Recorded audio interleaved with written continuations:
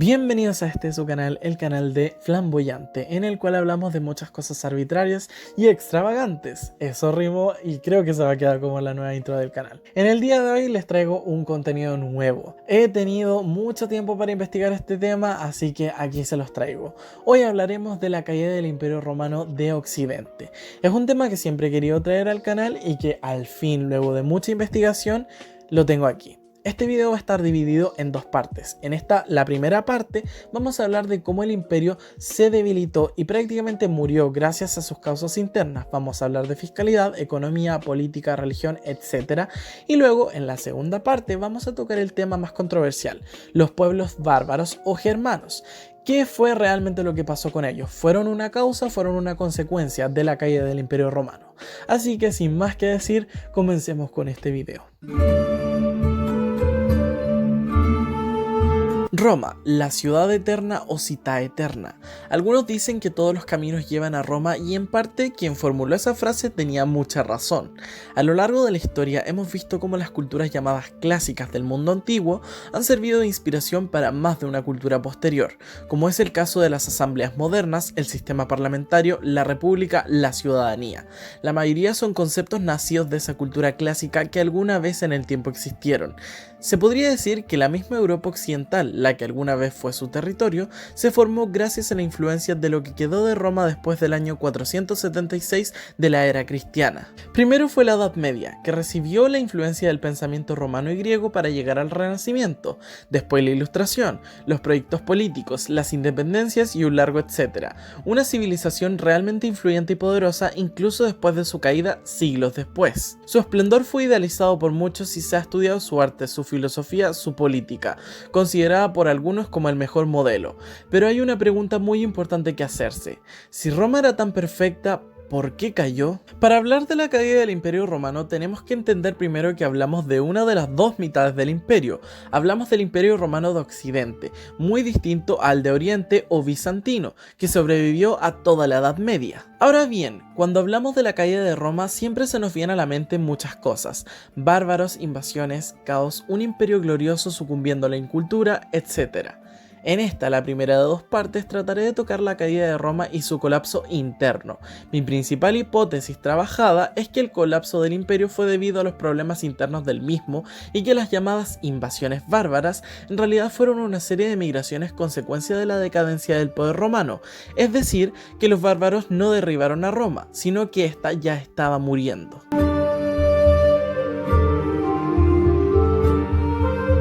Para iniciar tenemos que hablar por supuesto de lo que era Roma antes de empezar su lenta agonía.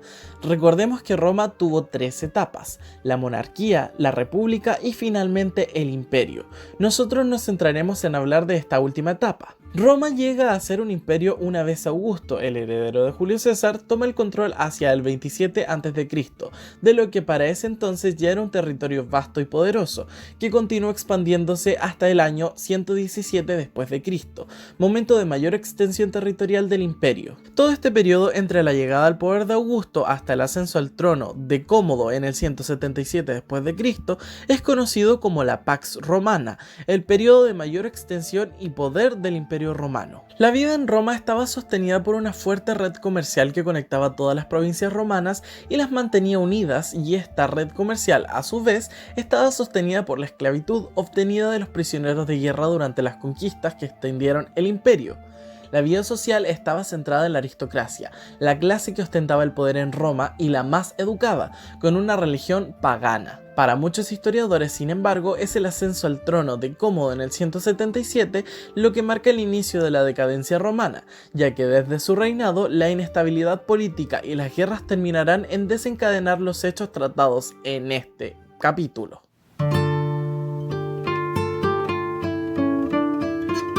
Con la llegada del imperio, Roma sufrió muchos cambios políticos, religiosos, sociales, culturales, económicos, etc. El primero de estos cambios es el político, desde los tiempos de Augusto, que se había pasado al régimen del Principado, lo que significa que ahora la autoridad y el poder era ostentado por una persona que era reconocida como un primero entre pares, un compromiso entre la república y la monarquía. Esta nueva forma de poder era autocrático, es decir, el emperador ostentaba todo el poder, ya ya que el titular gozaba del poder ilimitado al ejercer la autócritas, a su vez también siendo el jefe militar y religioso del imperio. Este principio de poder pasó por distintas manos hasta que la crisis del siglo III obligó a cambiar la forma de gobernar en el imperio, jugando un papel importante Diocleciano y Constantino, ya que durante sus gobiernos este principio de puente se va a transformar en el régimen del dominado, donde los emperadores cada vez van a alejarse de lo mundano y comenzarán a tener un estatus casi divinizado. De un primero entre pares pasamos a un régimen donde el emperador será conocido como un amo absoluto. Esto lo podemos ver bien en los emperadores ya mencionados, ya que ambos van a basar su poder en un principio divino. Ellos fueron enviados por los dioses para gobernar. Por ejemplo, Diocleciano basará su poder en decir que fue un enviado de Júpiter, el principal dios del panteón romano, mientras que Constantino, luego de su revelación en la batalla del Puente Milvio y su conversión en el 313, dirá que Dios lo puso en este puesto y basará su poder en el cristianismo. Aunque los cambios no terminan ahí. Así como cambió la forma de ver al emperador, también lo hizo la forma de llegar al trono. Después del reinado de Teodosio, muchas fueron las veces en que el emperador fue puesto en el trono gracias al ejército, que había visto su poder mermado cuando el imperio dejó de centrarse en las conquistas, aunque a partir del siglo III y con nuevas amenazas en el horizonte, el poder militar volvió a ser una preocupación para Roma, lo que les devolvió el poder que habían ostentado. Pocos fueron los emperadores del Bajo Imperio Romano que tuvieron largos reinados, como lo explica Barreras y Durán. Durante alrededor de medio siglo, el ejército coronaría a sus propios candidatos a emperador, casi a la vez que esos mismos militares conspiraban contra ellos, los asesinaban y, sin ningún tipo de reparo, designaban nuevos sucesores. Aunque, como ya mencionaba, algunos emperadores sí llegaron a reinar por un largo periodo y fueron una brisa de aire fresco a un ambiente de decadencia política, como los reinados de Diocleciano y Constantino, anteriormente mencionados.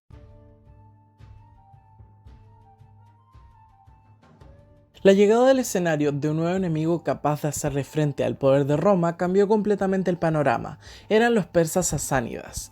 Hacia el 190, los romanos habían logrado detener la expansión de los persas y Septimio Severo, emperador de Roma, había logrado llegar a conquistar varios territorios y crear dos nuevas provincias, Mesopotamia y Osroene.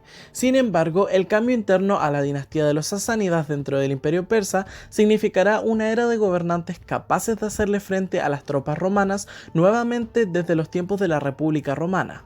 Las primeras incursiones las hizo Ardashir I, rey de los persas, quien invadió entre el 237 y el 240 la Mesopotamia romana, logrando ocupar varias ciudades. Ante esto, los romanos lanzaron contraataques durante el reinado de su hijo, Sapor I, aunque las tropas romanas fueron rápidamente derrotadas y cada ataque romano era un fracaso, logrando en el camino tres grandes derrotas, dos emperadores romanos muertos en combate y un tercero, Valeriano, capturado, torturado y finalmente asesinado a la muerte de Sapor I. Así, el ascenso de los sasánidas marcaba el inicio de una nueva era y el arrebato del control de Oriente a los romanos. Antes de la división del Imperio Romano también ocurrieron unos sucesos importantes y es por eso que este siglo lleva el apodo de Crisis.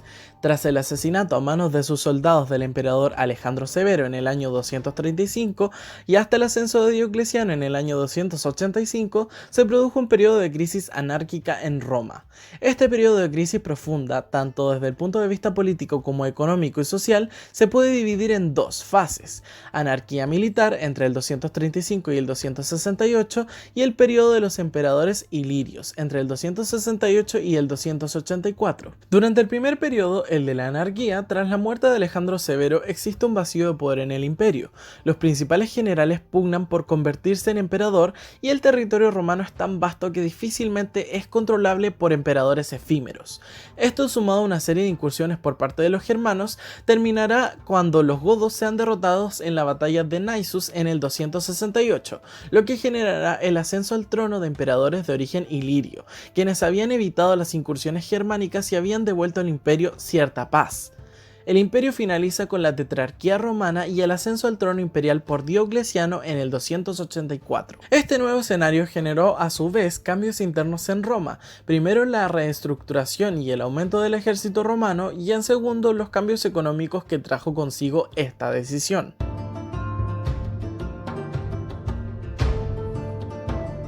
Directamente conectado con el punto anterior y como ya mencionaba al final de este, los cambios en el escenario geopolítico y militar del imperio generaron a su vez un cambio en el sistema económico romano.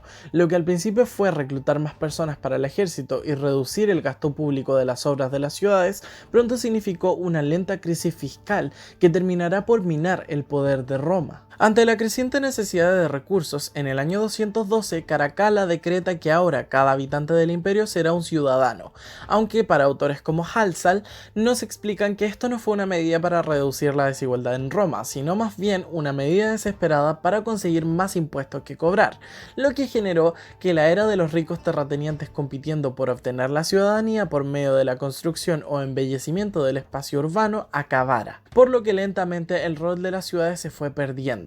Sumado a esto, luego del asesinato de Caracalla, la dinastía de los Severos que llegaba al poder se aseguró de que en sus primeras medidas se encontrara el aumento del tamaño del ejército en un 25% y duplicaron la paga básica de los soldados para asegurar su lealtad, lo que fue un problema ya que los impuestos no se iban subiendo, lo que generó una lenta inflación y una devaluación de la moneda. Al acceder al poder, los emperadores con reinados cortos necesitaban obtener dinero rápidamente para pagar el bono de accesión del ejército, prácticamente una recompensa para los soldados que habían apoyado al nuevo emperador, mientras que otros directamente pagaban sobornos a los cuerpos de tropa para que mantuvieran fidelidad al nuevo régimen. El Estado romano dependía mucho de los impuestos de todo el territorio, pero estas eran difíciles de cobrar en un imperio tan vasto y de hecho su recaudación era un proceso lento y complejo. Es por ello que la forma más fácil en que un emperador podía recaudar dinero era simplemente reducir la cantidad de plata o de oro en las monedas y acuñar estas con metales más baratos. Tal política era sumamente arriesgada, pues al igual que en todas las sociedades de su tiempo, la moneda romana dependía de su valor intrínseco como metal precioso y por ello debía guardar una proporción mínima de plata u oro para que conservara el poder adquisitivo, lo cual explica que en dicha época las monedas de bronce y de cobre se reservaran para las piezas de menor poder de compra. Sin embargo, a principios del siglo III, en el año 215, el emperador Caracalla cambió la proporción ordenando que de cada libra de oro se extrajeran 50 monedas, lo cual implicaba reducir la proporción de oro y por consiguiente devaluar la moneda, en tanto el valor facial se mantenía sin alteración. Paralelamente, Caracalla instauró una nueva moneda, el antoniniano, que oficialmente equivalía a 2 denarios, pero cuyo auténtico contenido de plata era igual a solo 1.5 denarios. La alteración de la moneda tuvo el efecto que tenía que tener, ese que todos sabían que ocurriría, el de causar una inflación desembocada. La población empezó a atesorar los denarios que aún no habían sido devaluados, mientras que formalmente el antoniniano, pese a ser de menor valor, mantenía un valor facial de 2 denarios. Pronto el descrédito de la moneda se hizo evidente y 30 años después de la muerte de Caracalla, el antoniniano estaba acuñado solo con bronce, obtenido a veces solo tras fundir antiguos sestercios. Sumado a esta crisis de los impuestos, los emperadores tenían que consolidar la lealtad del ejército mediante una subida en sus pagos, herencia de los asesinatos de los emperadores en manos de la Guardia Pretoriana. Desde el asesinato de Sejano bajo el reinado de Tiberio el año 31 después de Cristo, se había pagado sumas de dinero, el llamado donativium, a los miembros de la Guardia Pretoriana como recompensa a su lealtad, pero este sistema había degenerado en una abierta corrupción de estas tropas. Tal costumbre de pagar sobornos a cambio de lealtad se generalizó pronto a las legiones del ejército regular romano. Toda esta crisis económica generó dos cosas: el detenimiento de las rutas comerciales en favor del comercio local, mucho más barato de realizar, y que la gente de las ciudades huyeran de estas al campo, donde los cobradores de impuestos no los podían seguir. La realidad romana del Alto Imperio era que la economía, basada en el sistema esclavista y el transporte de mercancías de distintas provincias, mantenía la unidad del imperio e impedía que se desintegrara una entidad política tan grande como lo era el Imperio Romano. Para Quirós, es el detenimiento de esta red comercial y su reemplazo por un comercio más regional, es decir, la creación hacia el siglo III de núcleos de producción, aunque de menor calidad, lo que deterioró la economía romana hasta el punto de generar una ruptura entre las provincias romanas, provocando eventualmente el colapso del Imperio Romano. Esto se puede apreciar claramente en el análisis de la producción de cerámica, apreciando que la calidad y la técnica disminuye debido a la regionalización. A su vez, y como ya mencionaba, la gente de las ciudades se vieron abrumadas por los altos impuestos que debían pagar, por lo que se comenzó un éxodo masivo desde las ciudades hacia el campo, donde la gente se refugiaba en manos de los grandes terratenientes para huir del panorama caótico y decadente de las ciudades. Ante esto, el imperio trató de impulsar una nueva forma de pago en especies, el impuesto a nona, aunque esto solo provocó que la moneda romana se devaluara aún más. Por su parte, los miembros de la curia, los decuriones, miembros enriquecidos de la aristocracia romana, debían pagar con su dinero lo que faltaba de los impuestos, así que cuando la gente dejó de pagarlos, el peso fiscal recayó en ellos. Después de todo, eran aquellos mismos aristócratas de antaño que ganaban la ciudadanía y un puesto político mediante el derroche de su dinero en obras públicas. Eran ellos los indicados para este cargo. Sin embargo, muchos comenzaron a dejar sus cargos, por lo que el puesto se hizo irrenunciable, heredable y obligatorio, lo que generó un descontento en la clase más poderosa. Así es como caen finalmente casi en el abandono y el descuido muchas de las ciudades romanas en favor de un nuevo paisaje rural, del cual los terratenientes se beneficiaban, ya que ante el detenimiento de la circulación de esclavos, la huida de los ciudadanos hacia el campo en búsqueda de protección les venía como anillo al dedo. Ellos proporcionaban el mantenimiento y la protección a cambio de que estos hombres trabajaran la tierra y les dieran el excedente en lo que comúnmente se le tiende a llamar el régimen de colonato, antecedente del paisaje rural de toda la Edad Media.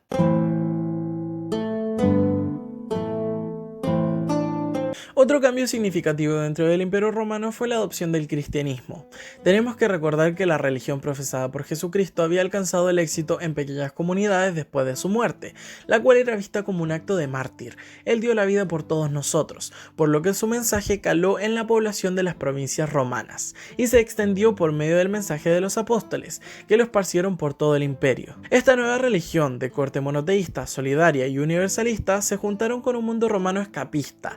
La sociedad romana tardía, ante todo el caos del Bajo Imperio, se volvió cada vez más mística y menos cívica, por lo que la adopción del cristianismo por la ciudadanía y el ejército significó que se convirtiera en un rival para el poder del Estado romano, basado en un principio pagano. Este auge del misticismo, que también era promovido por el cristianismo, fue lo que hizo que muchos eruditos, no solo paganos, sino también posteriormente renacentistas e ilustrados, afirmaran que fue la irracionalidad que trajo la iglesia cristiana la que terminó con Roma. Al convertirse en un rival para el Estado, se decidió que la mejor forma de combatir al cristianismo sería mediante la persecución, lo que es usualmente llamado como el martirologio, aunque, lejos de eso, esto provocó que el número de creyentes en el cristianismo aumentara significativamente.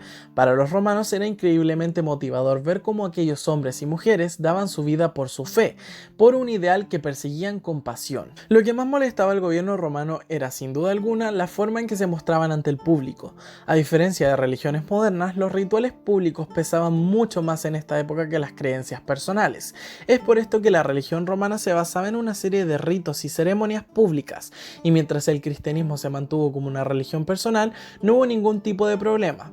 Es bien sabido que el Imperio Romano no poseía una homogeneidad religiosa, aunque los actos públicos del cristianismo, según los romanos, atentaban contra el orden y la paz, por lo que sus cuestionamientos al poder imperial, sus ritos y sus demostraciones públicas fueron lo que incentivaron la persecución. Dentro de los grandes persecutores de cristianos encontramos al emperador Nerón, que los culpó del gran incendio de Roma del 64 después de Cristo, por lo que se les persiguió y se les torturó. De ahí en adelante, la mayoría de los emperadores tuvieron políticas anticristianas. Trajano, Adriano, Marco Aurelio, Diocleciano, todos de una u otra forma prohibieron, persiguieron o lucharon de alguna forma contra el cristianismo. Durante el reinado de Constantino I el Grande, sin embargo, las cosas cambiaron. Criado por una madre convertida al cristianismo, no fue sino hasta la batalla del Puente Milvio en el 313 que cuenta la leyenda que en medio de la batalla el emperador vio en el cielo una cruz que le indicaba que con fe saldría victorioso. Así que dibujando el símbolo de la cruz en los escudos de sus soldados, Constantino logró la victoria deseada y ese mismo año decretó el Edicto de Milán, famoso por ser el que le entrega la libertad religiosa al imperio y por tanto la legalidad del cristianismo en Roma. También es famoso por llevar a cabo el Concilio de Nicea en el año 325, el cual fue el primer concilio de la Iglesia cristiana y ortodoxa, donde se trataron muchos temas como los capítulos a seleccionar de la Biblia, la organización de la Iglesia, etc. Muchos historiadores ven esto como una medida política más que una verdadera fe por parte del emperador, ya que la popularidad del cristianismo era tal que aplacarlos y perseguirlos solo habría hecho el movimiento algo mayor. También hay que hablar de otro hecho clave. Durante el reinado de Teodosio se dicta el Edicto de Tesalónica hacia el 380, en el cual, siguiendo con la política de Constantino, se establece que el cristianismo pasará a ser la religión oficial del Imperio Romano, una medida a la que se opondrá la clase aristocrática romana, fiel a las ideas paganas, aunque de esto conversaremos en los siguientes puntos. La llegada y la adopción del cristianismo por parte de Roma significó para algunos historiadores más clásicos la verdadera causa de la caída del Imperio Romano Occidental. Para autores como Zósimo, historiador pagano de finales del siglo V, la consolidación del cristianismo fue decisivo en el derrumbe de Roma, mientras que para Cipriano, clérigo y escritor contemporáneo a Zósimo, la caída del imperio se debía a un mundo envejecido con una decadencia física y moral, eximiendo al cristianismo de la ecuación. Esto nos demuestra que para los autores de este tiempo, la reforma religiosa y cultural fue un cambio que marcó a Roma, llegando a dividir la opinión de los eruditos de la época, aunque ¿hasta qué punto podemos decir que la adopción del cristianismo significó algo para estos tiempos de cambio? Como veremos más adelante, el cristianismo fue fundamental, ya que fue la única institución romana que sobrevivió a la caída del Imperio Romano de Occidente, además de que fueron los responsables de traer un poco de la cultura imperial a los nuevos reinos bárbaros que se instalarían en las antiguas provincias.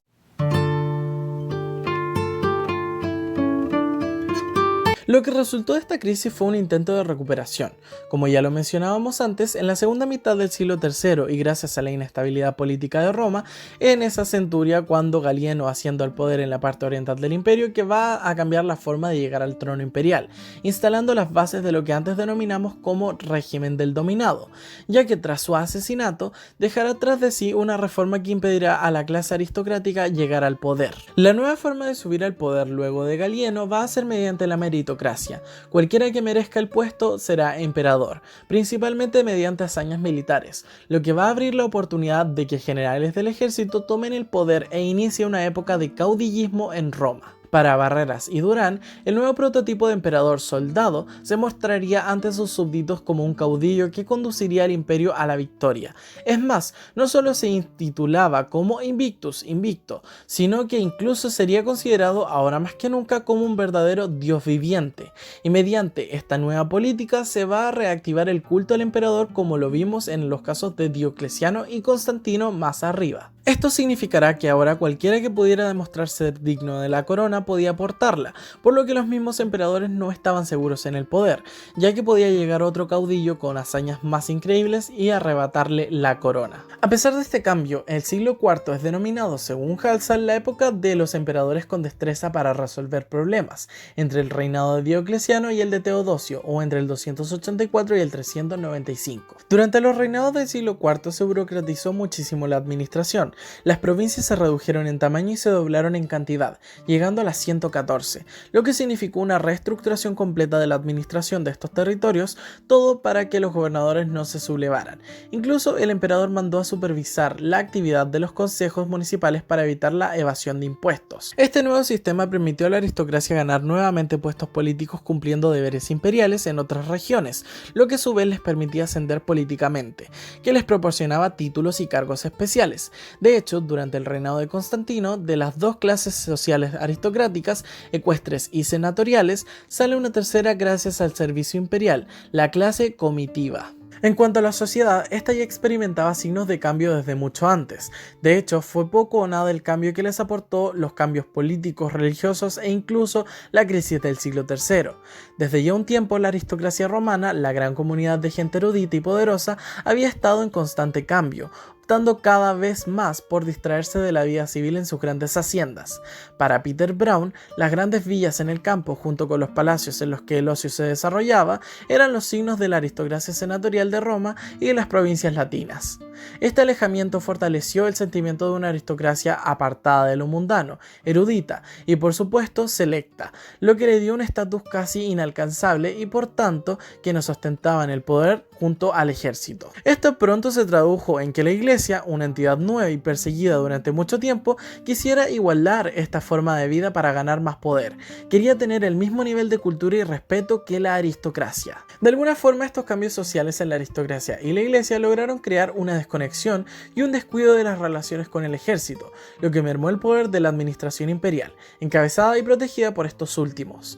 Aunque para Peter Brown, al contrario de ser esto un problema, significó la supervivencia de la clase aristocrática y la iglesia a costa de la desaparición del Imperio Romano Occidental. Aunque no serán las únicas razones dadas por el autor, para él también juega un papel importante los factores morales de finales del siglo V, en lo que ya ahondaré más adelante.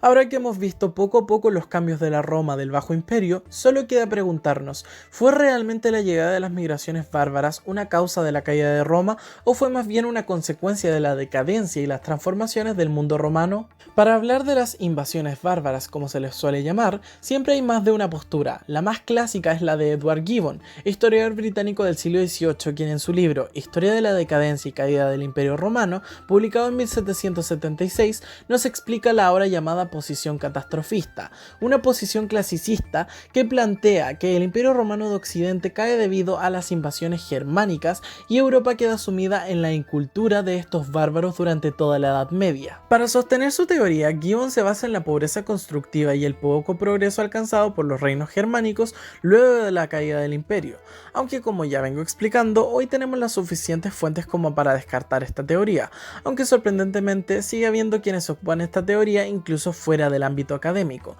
como hace algún tiempo cuando Boris Johnson, primer ministro de Reino Unido, declaraba que el Imperio Romano cayó por la inmigración descontrolada. When the Roman Empire fell, it was largely as a result of uncontrolled immigration. People that the empire could no longer control its borders. People came in from the east and all over the place. And we went into a dark age. Lo cual es una problemática señal de cómo un problema historiográfico como el de la caída de Roma se ha tendido a simplificar a tal punto de llegar a extremos xenófobos. Después de todo, la historia está hecha por las migraciones. El autor Peter Brown también abarca esta problemática desde otra perspectiva. Para él, un chauvinismo estridente y el rechazo a la negociación con los bárbaros condujo al saco de Roma por Alarico en el 410. La formación de una identidad nacional en el siglo IV por parte de una aristocracia completamente opuesta a una nueva cultura cristiana generaron en Roma un sentimiento de rechazo hacia lo extranjero, aun cuando estos nuevos extranjeros, los llamados bárbaros, no venían con intenciones de conquista, más bien miraban desde lejos las ricas tierras romanas, de las que anhelaban ser parte. Es así como desde el siglo I después de Cristo comienza una lenta migración de distintas tribus del otro lado de la frontera del Rin.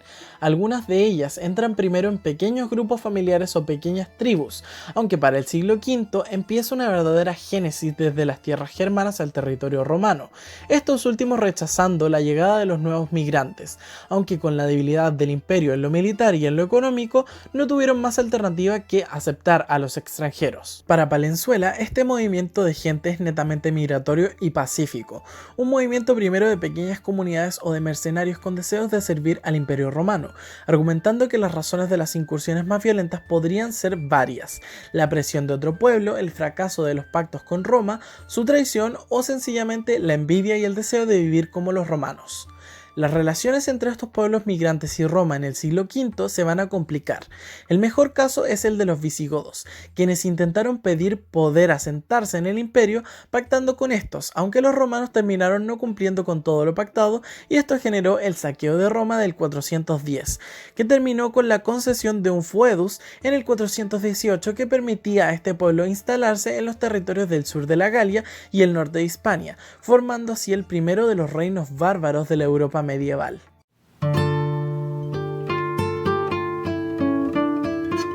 Debemos concluir este recorrido histórico con la misma pregunta con la que partimos: ¿por qué cayó el Imperio Romano de Occidente?